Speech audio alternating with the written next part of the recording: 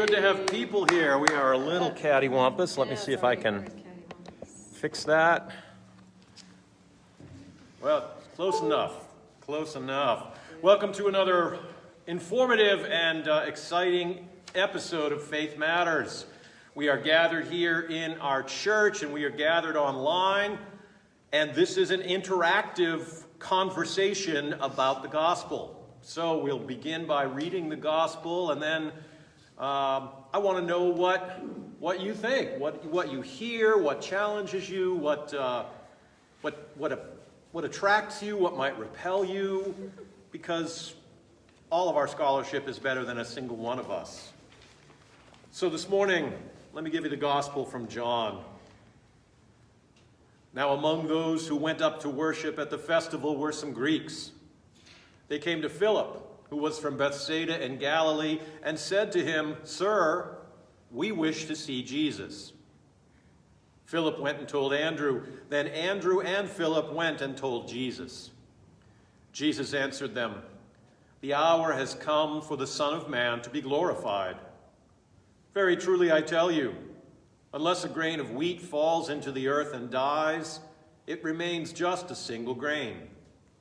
But if it dies, it bears much fruit. Those who love their life lose it, and those who hate their life in this world will keep it for eternal life.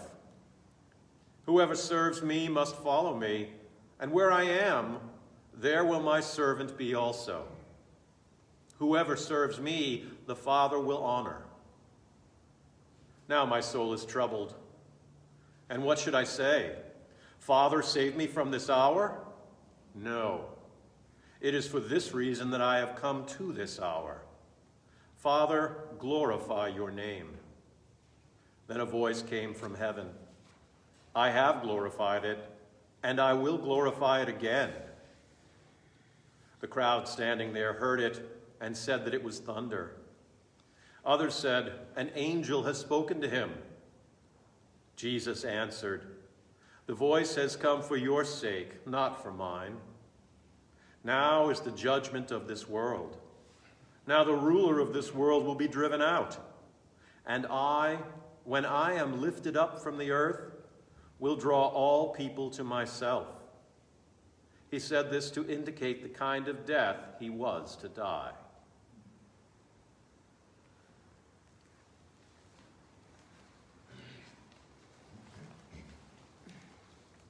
There's a lot there, isn't there? Yeah. Lots and lots. Lots and lots. So, what did you hear? Kelly? Lots and lots. Those who love their life lose it. That confuses a lot of people, including me. But this time I heard it, it was like, those who love their life, those who hold their idea of what their life should be like too tightly, are not going to be happy. Those who trust me with their life will be happy.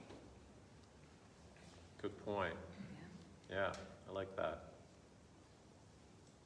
Gary says, "We have the benefit of hindsight. I can't help but think that someone wanted to see Jesus, and Jesus in turn was speaking riddles that did not make sense." A little louder, Jen. Oh, sorry. There's a lot in here. He says, "We have the benefit of hindsight.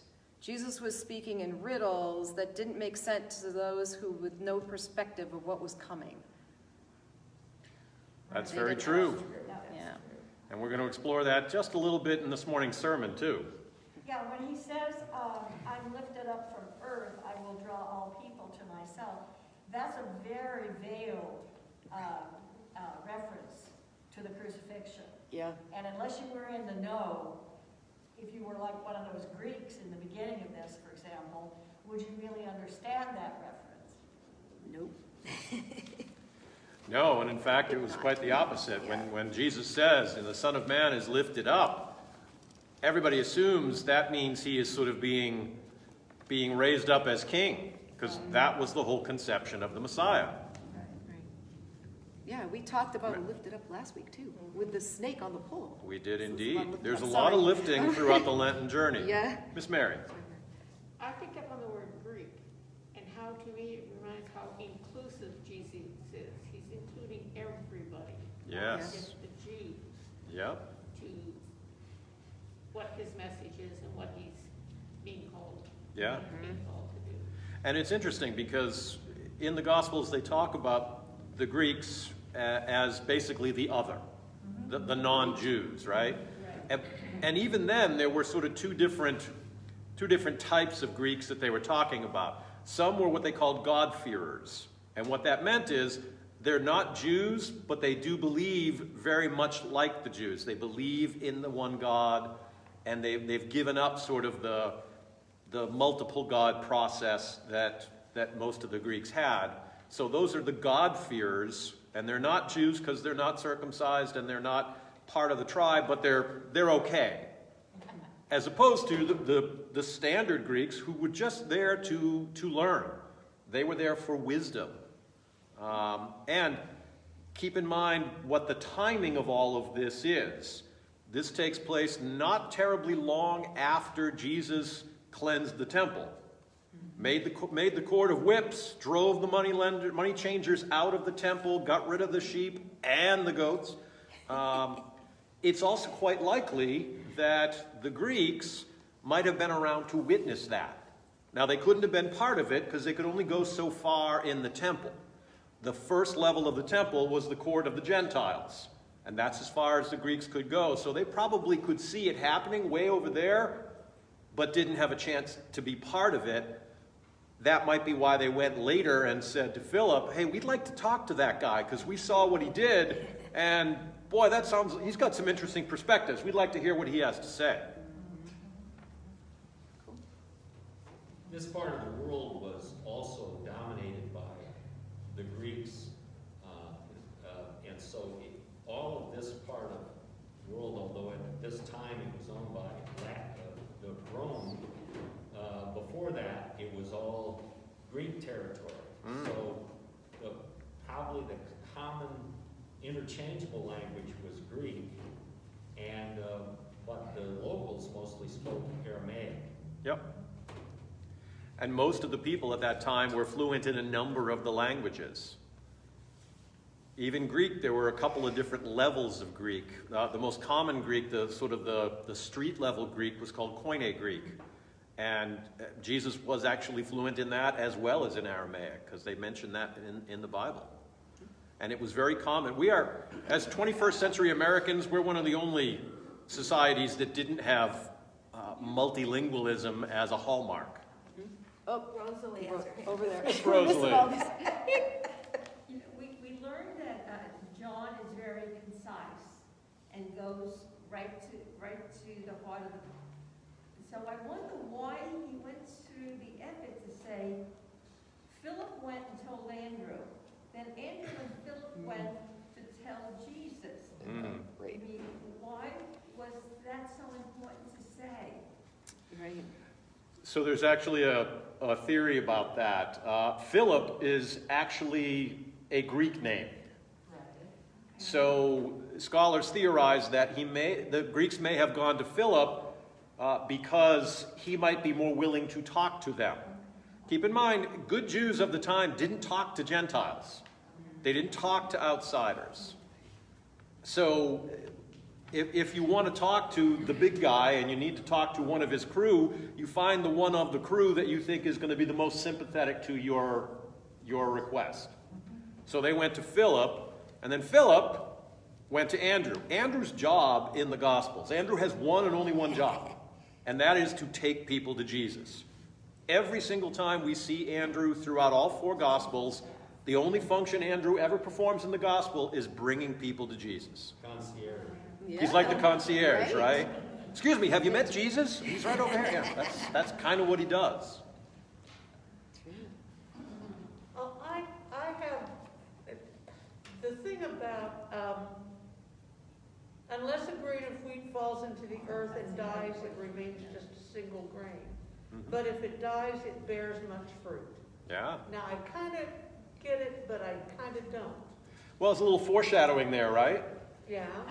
Because we know, as Gary was saying online, we have the benefit of hindsight. Right. We know what's going to happen. Yeah. But they didn't. They were living it contemporaneously. I don't know what's going to happen tomorrow, in my life, but I know what's going to happen tomorrow in Jesus' life because I've got the history. It's already written. And they were agricultural societies, so they would have known what that plant was going to do. Exactly. Exactly. So a seed by itself is just a seed. And unless you plant it, and it literally has to burst open and be destroyed for it to be able to create a plant. And that's what I see. I'll get to you 1 second, Brian. That's what Jesus is talking about here. He's trying to give them that idea that the Son of Man has to go through this very same process. And it's going to confound their expectations because everybody wants the Messiah to be that warrior king who's going to overthrow the Romans and return the Jews, who were a tiny, tiny percentage of the world population. We look at the Bible and we think, oh my, the Jews must have been one of the major dominant forces. They weren't. They were like the tiniest minority, but they had allusions to become God's chosen people, and they were going to rule over everything. And Jesus is saying, yeah, that's not how it's going to work. Right? So the Son of Man has to be like that seed. It has to die, and then something much, much better will blossom as a result. Brian. Yes, Father, this starts out with a simple question. Will you see these people? Mm-hmm. And you get this is the kind of stuff that drives me nuts. Somebody gives you one convoluted answer. Right. Did he ever answer the question yes or no? Did he see them? It doesn't look like it, no. No, and what I take from this, and you heard it at 8, and I'll try to do a better job at 10 if the sound system cooperates. I think what you have here is you have Jesus just kind of reaching his breaking point. Because everybody wants to talk to Jesus. Jesus is the flavor of the month. He's the rock star. And once again, Andrew comes to him and goes, oh, Jesus, have you got a minute for these Greeks over here? And Jesus goes, ugh. Right. But, You know, I'm just about to go through this whole ordeal. The other thing to keep in mind is this gospel is actually a little bit out of sequence. Meaning that this passage in John takes place after Palm Sunday. So we are a little out of sequence in our... So that changes, doesn't it? So we have just had the triumphal entry into Jerusalem, the hosannas, the palm branches, and so Jesus has ridden into Jerusalem on the back of the donkey. They've made the big parade, and he is just covered with expectation right now. And so as a result of that, everybody wants to talk to the celebrity, the rock star. And Jesus he's finally, I think, reached his breaking point. Because don't forget, fully divine, fully human. The fully human part has got to be pretty stressed out right now. He gave his last selfie yesterday. Huh? Right. Yeah. No Made more himself selfies. available for selfies, Right. no more. I want to add on to what Brian said. John, the author of this gospel, is not perfectly consistent. It's some of the best writing in the Bible. Everybody agrees. Even people who don't believe in God think John 1 is a masterpiece. It's worthy of reading, whatever, if you're an atheist or a Unitarian. But this passage here has some oddities, and Brian just pointed one out. It's bad narrative. They came, and then he breaks into a monologue. Right. Again, for the reasons Rick may say, but it's still not good writing. It's not as good as John is. And the other thing I don't like about this is how this passage ends. Jesus says, and when I am lifted up from the earth, I'll draw all people to myself. He said this to indicate the kind of death he was to die. Are you so sure? Yes, or is it that the only reason he said it? Because in Acts he also ascends. And that got some people's attention too. Right. So being lifted up, he also was transfigured on the top of a mountain. There's a lot of up with Jesus. But for then John, just to add in this one sentence of prose, after, again, he's quoted Jesus beautifully, then he said, this is what this means. Well, I'm not so sure. That might be one of 7 things it means. Right. And to limit it to that one hurts us all, because then we stop thinking about it, because he's told us exactly what may not be exactly right. Yeah. And there's another piece to this as well, back to your original point, Brian. This little snippet with the Greeks coming to visit is only mentioned in John's Gospel. The synoptic Gospels, Matthew, Mark, and Luke, do not have that little portion of the Greeks coming. Well, why is that, you say? John was written with a very different perspective. John was the last Gospel written, and it was probably 40 to 50 years after the crucifixion and resurrection had taken place. So John was doing it from memory, but he was also doing it for a very different audience than Matthew, Mark, and Luke were. Everybody had their own particular bent, but John was so much later. He was really writing to the Gentiles. He was writing to the Greeks. He was writing to the people who were not the Jews, who wouldn't have been steeped in all of that Old Testament theology their whole lives. And so John was always finding entry points for non-Jews to put themselves into the story. This may very well be another one of those. Hence Philip. Yeah, Judy was asking, Father Rick, aren't you descended from Andrew, apostolically speaking? The order of priesthood? Apostolically speaking, well, so all priests in the Episcopal Church are in what's called apostolic succession. The bishops are the modern day heirs to the apostles. And so when a priest is ordained by a bishop, those bishops can trace their ordination all the way back to the hands of the apostles themselves. So when any of us are ordained as a deacon or a priest, we are in apostolic succession. That is one of the funky little things that churches will fight over sometimes, whether or not their clergy are in full succession or not. But yeah, technically, we all go back to the hands of one of the 12 apostles. I think it'd be very difficult to assess which of the 12. You know, and I almost think that you would have to be a special kind of narcissist to really want to do that genealogy. Right? Don't the Roman My apologies to any of my colleagues who are watching who might have actually done that work, but it would be of interest, but it would be a very passing interest to me. Right. Don't the Roman Catholics think that's Peter? Like the Pope is? Well, so the Pope sits on the throne of St. Peter, yes. But there were also other apostles who became bishops who ordained, and so the Roman Church is also an apostolic succession. That's one of the things that we have in common. But like Andrew, you're saying, come and see Jesus. That is exactly what we do. Right.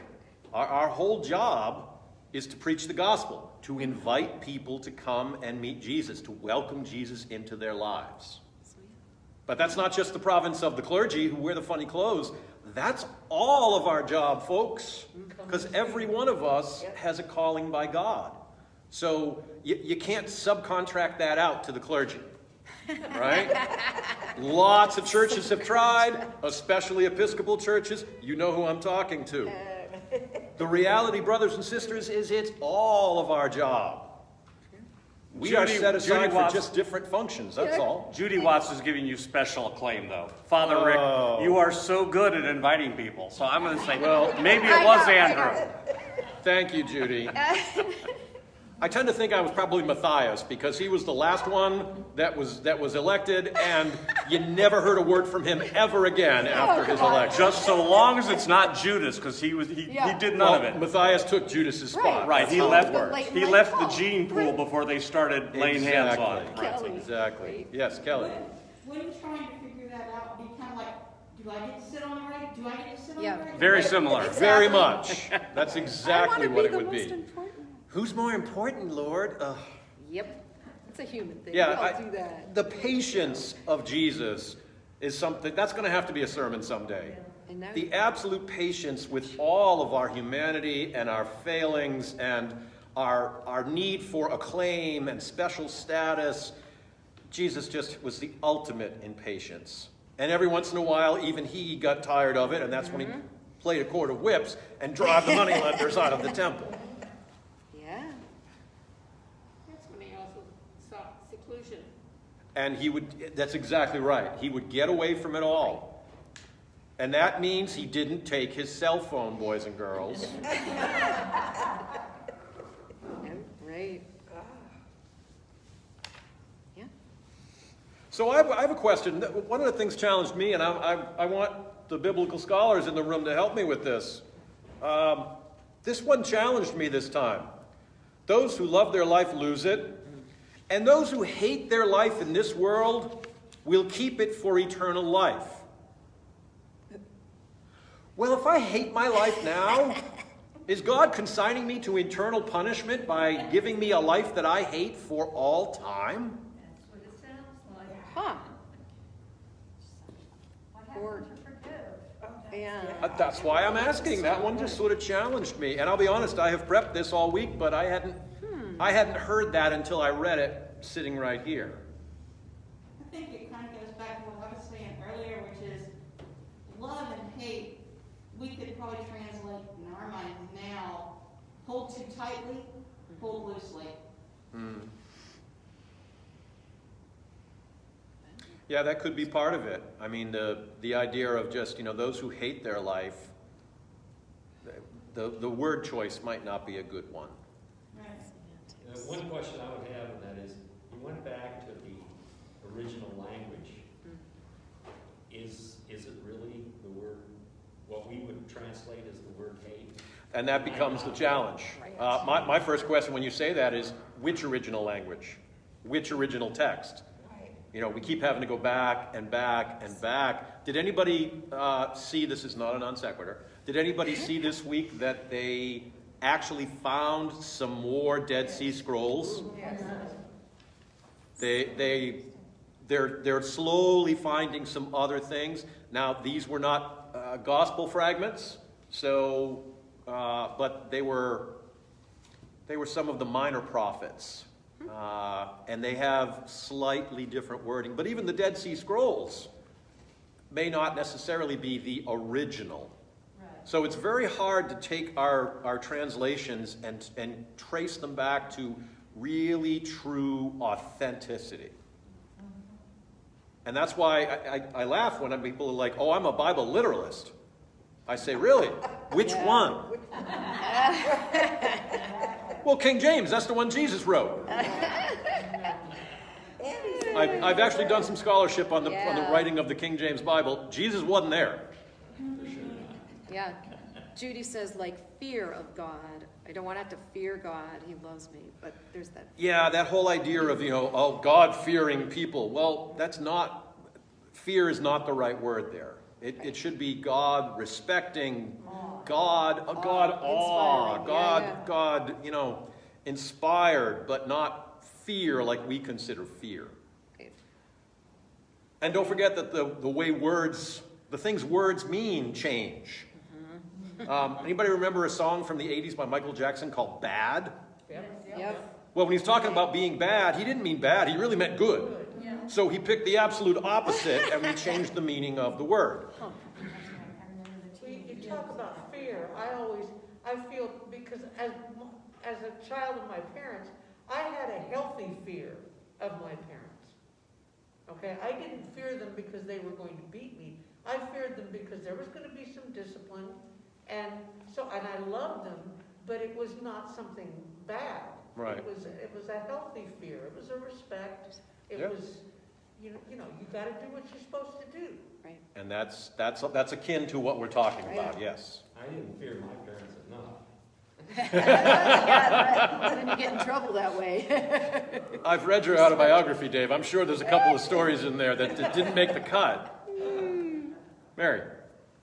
I see this as getting out of our humanness and our human focus on ourselves Okay.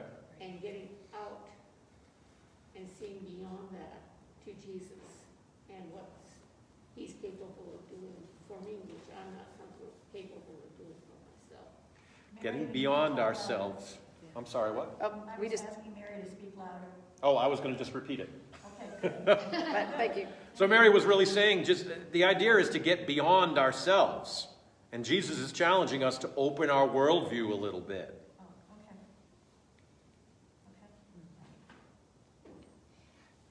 Jesus is most likely to employ hyperbole in the Gospel of John, too. And I mean, of course, in the other Gospels, there's this idea of you've got to even hate mother, brother, and sister to follow Jesus. Again, it's hyperbole, but it certainly gets our attention.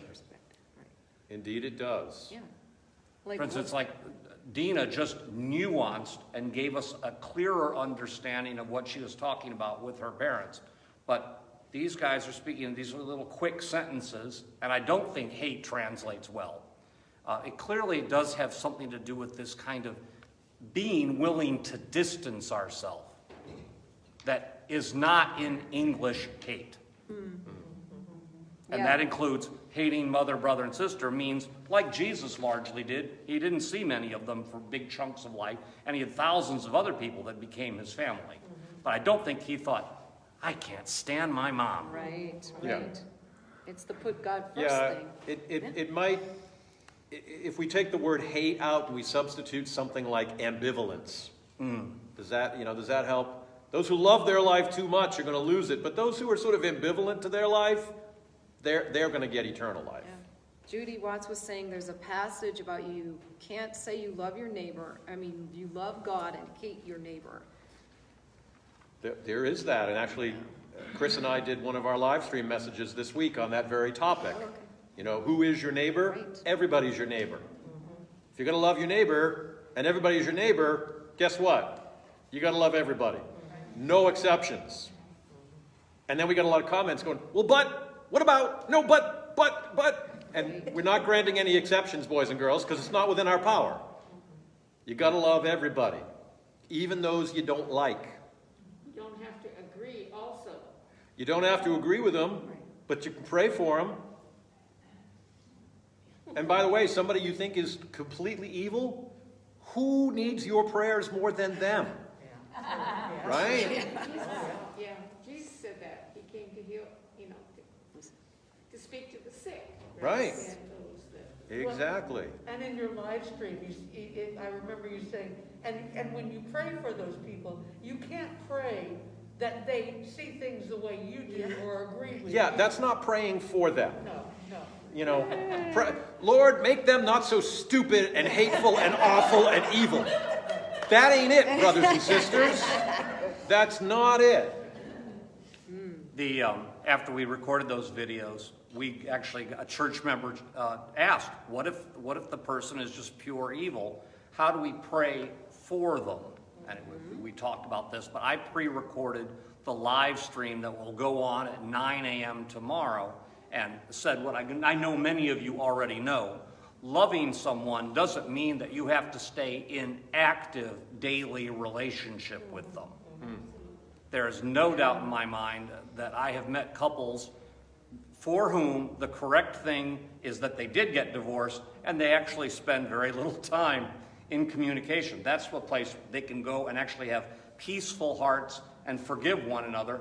But if they start to renew the relationship, there's animosity again. And so we don't want to be simplistic about this. And as Mary just said, it's not condoning their behavior to say, I completely love them. Doesn't mean everything they've done is perfect any more than it means everything we've done is perfect. But to be detached and prayerful, and also not only, I guess the preposition matters too. You say pray for somebody, in some cases that's just praying about them. Yes. God, I see this person as an enemy.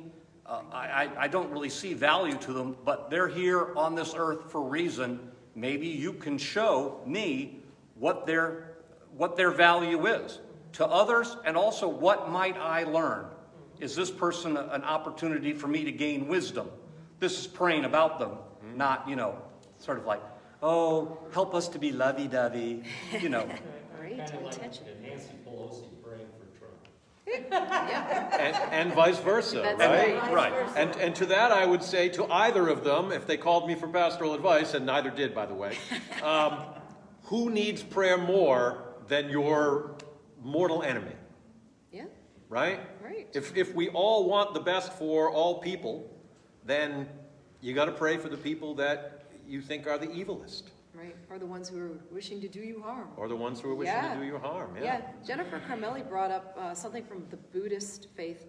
Pain comes from over-attachment. Oh, I like that. Yeah. Pain comes from over-attachment. Why? You know? And it's that same principle. It's like if we're holding too tightly to it, we're too attached to it, then that's going to be a problem. Because we've created a whole world in our mind around that thing. And there's also that old saying that, you know, if you're holding too tightly to something, you can't open your hands to accept something new. And what Jesus is about to do is completely change the paradigm of it all. And again, that's going to be part of the sermon you'll hear in half an hour. Everybody has their own particular agenda about what Jesus is supposed to be, and they're all holding that too tightly. Jesus' whole idea is, let go of that, because I'm going to give you something ever so much better. I know, Kathy, I see the time. We got 1 minute left. I'm landing the plane. The music director has given me the thing. A high sign, because there's no big clock on the wall, you know. Sorry. Yeah, I know. Welcome to innovation at Epiphany, brothers and sisters. If All right. you hold things too tight, you crush them. If you hold things too tight, you crush them. Yes. Yes, they can't grow. That's right. Yeah. Absolutely. And on that note, my Yes. friends, we're going to wrap up. We'll see you in a half an hour for worship. Thank you. Thank you for spending time with